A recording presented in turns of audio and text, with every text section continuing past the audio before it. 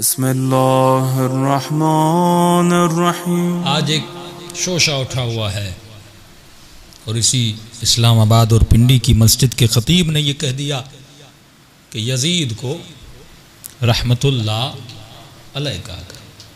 भाई तेरे कहने से अल्लाह रहमत बरसाएगा? हाँ, पागल आदमी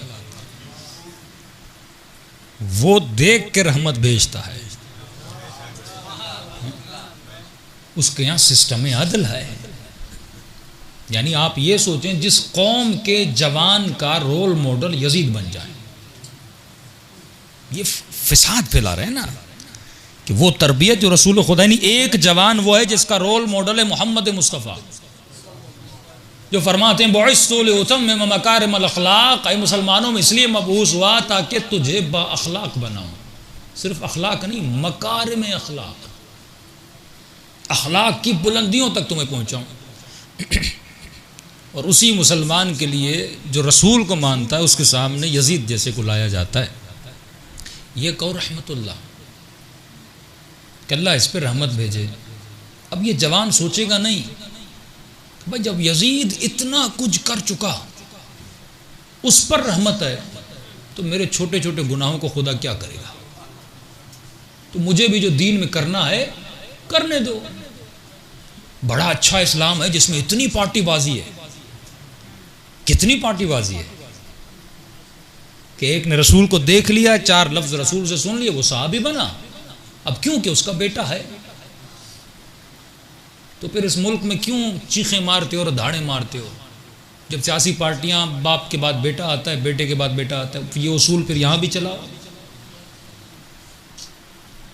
रसूल इसी असबियत को तोड़ने आए।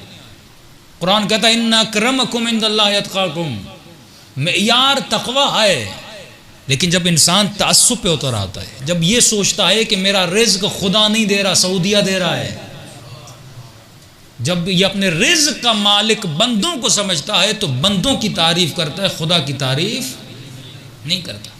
इसकी का रीज़न है, इसकी वजह है।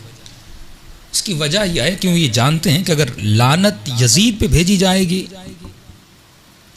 तो अहले सुन्नत का एक सबसे बड़ा असल और बुनियाद जो मैंने कहा वो है अदालत साहबा।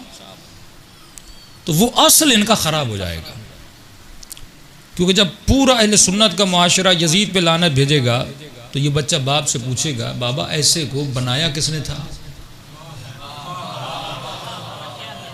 ऐसे खबीज़ को बिठाया किसने था? तो सामने जवाब आएगा कि फलां ने बिठाया था। तो क्या कहेगा? मुझे पता है कि यजीद कैसा था, क्या बाप अपने बच्चे को जानता नहीं था? और इस घर में बच्चे की ऐसी तरबियत हुई कैसी? अली भी तो बच्चे पाल रहे हैं, लेकिन अली के घर से हसन निकल रहा है, हुसैन निकल रहा है। हाँ? और इनके घर से बच्चे कैसे निकल रहे हैं? बाप देखो कैसा, दादा देखो जिसने 70 नबी के साहब को शहीद किया, दादी देखो जिसने जनाबे सैयद शुहदा के जिगर को चबाया। तो ये बातें नहीं चाहते कि सामने आए। कहते यहीं पर सद्दुल बाब कर दो, अगर तुमने यजीद को छेड़ा तो बाप भी छेड़ा जाएगा, तो तुम्हारा असल खराब हो जाएगा। आज तक इन्होंने अपने बुजुर्गों से पूछा कि यह अदालत साहबा का नजरिया दिया किसने? मुफ्तियों ने, फलां इमाम ने, फलां इमाम ने। कभी हवाला नहीं दिया जाता कि यह नजरिया रसूल। कुरान का नजरिया यह है कि न अकरमकुम इंदल्लाहि अतकाकुम, अल्लाह के नज़दीक वो बंदा काबिल एहतराम है जो बातक़वा हो, जो दीन की इज्जत करे, जो नमाज की इज्जत करे, जो उसूल की इज्जत करे, जो तौहीद की इज्जत करे। और बेदार लोग ये सवाल करते हैं। सऊदी अरब की टीवी थी और वो यही दिफा कर रहा था कि नहीं इनकी आपस में रिश्तेदारियां थीं और ये था इनका आपस का झगड़ा था, तुम लोगों को बोलना नहीं चाहिए और इसकी वजह से हमें कहना नहीं चाहिए। अगर ये कहोगे कि अगर यजीद ने हुसैन इब्न अली को शहीद किया तो फिर जंगे जमल के लिए क्या कहोगे, फिर जंगे सिफीन के लिए क्या कहोगे? वहाँ पर भी तो कत्ल हुआ था, माविया ने जनाब अम्मार को कत्ल किया था। जंग जमल में एक तरफ नबी की जोजा हैं, दूसरी तरफ नबी के दामाद हैं और पता नहीं कितने लोग उस जंग में शहीद हो गए, फिर उनके लिए क्या कहोगे? फिर सबको कहना पड़ेगा, लिहाजा तुम्हें कहना नहीं चाहिए। ये दो बड़ों का मसला था, तुम इस मसले में पढ़ना नहीं चाहिए। ये कह के सबको चुप करवा दिया। एक बंदे ने फ़ोन किया, फ़ोन करने के बाद कहा ठीक है हम करबला को भुला देते हैं। कि मौलाना आपने समझा दिया, जो लफ्ज़ इस्तेमाल करते हैं, 2 शहजादे थे, वो भी साहबी का बेटा, वो भी साहबी का बेटा, तो हमें उनके मामले में पढ़ने की ज़रूरत नहीं है। कि मौलाना बिल्कुल सही कह रहे हैं, हम करबला में नहीं पढ़ते। लेकिन ये बताओ वाक़या हुर्रा के लिए क्या कहोगे? 3 दिन मदीने को अपने सिपाहियों पर हलाल कर दिया, 400 औरतें हामिला हो गईं,